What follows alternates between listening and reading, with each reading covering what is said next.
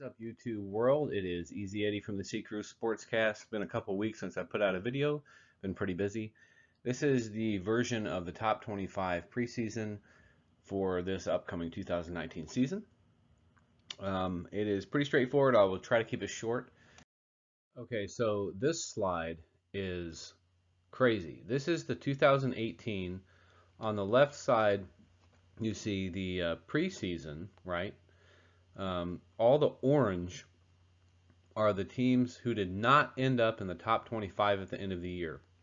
The blue lines in the middle show the movement from the beginning of the preseason ranking all the way to the final rankings at the end of the year.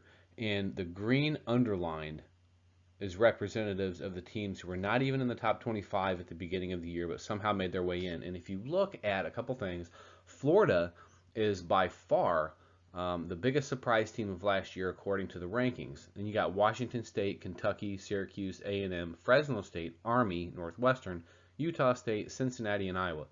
So again, it's almost half of the teams at the beginning of the preseason are kicked out at the end of the year.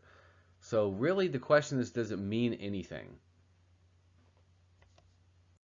So on each slide, right, I'm going to go through the top of each, 5, 1 through 5, 6 through 10, so on and so forth. I'm going to do the first 1 through 5.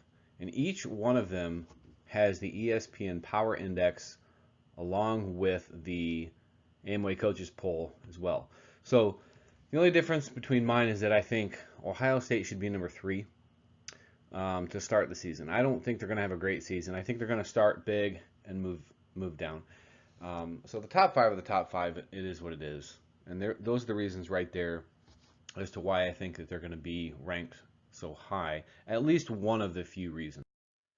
6 through 10, it's pretty much the same also, except I have Texas A&M at number 10, and ESPN and the Coaches Poll both have them at number 11. A couple notes with this one. I think LSU is going to beat Texas at Texas. That's probably the biggest surprise. And I think Michigan is going to beat Ohio State. I think LSU is going to do well all around. The SEC is going to be really tight this year, as well as the Big Ten. Game 1 at Miami for Florida has huge implications, I think, for both teams. All right, 11 through 15. So here I have Utah ranked pretty high. Utah and Oregon, I think they're going to be really close, so they're 13 and 14. It's a lock for me to put UCF at 15. I can't rank them any higher because, depending on how well they do at Stanford will make all the difference in the world. I think if UCF loses 3 to 4 games, they shouldn't be in the top 25 at all. So, I think they're going to win the AAC, by the way. Penn State at 11 as opposed to where they both have at 14. And by the way, if you notice, the ESPN Power Index and the Coaches Poll are pretty much a mirrored poll at a ranking system at this point. So, they're almost exactly. I got Wisconsin at number 20 instead of number 17 like everybody else. And here's a real crazy thing. I got Virginia Tech being ranked top 25, and not only do I have them cracking the top 25, I've got them at number 18. So I think they're that good. And I think that on paper, Virginia Tech may not show a lot, but I think in reality, I think Virginia Tech's got a better team than most people realize, and Willis this year is going to do really well. I would like to hear from Virginia Tech fans. I think that a lot of Virginia Tech fans feel like they've been, beaten down the last several years because they just haven't had an amazing team. But I feel a resurgence from Virginia Tech.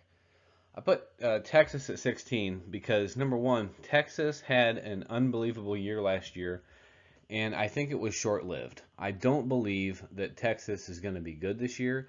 I believe that the Big 12 is a little more even across the board, and Texas just happened to be decent last year. I think it was a fluke, and I'm hoping that gets proven this year. Really nothing else in this group of 5 here. I guess. I mean, you got Iowa 19. We completely agree on that because their defensive end is probably just going to tear it up this year.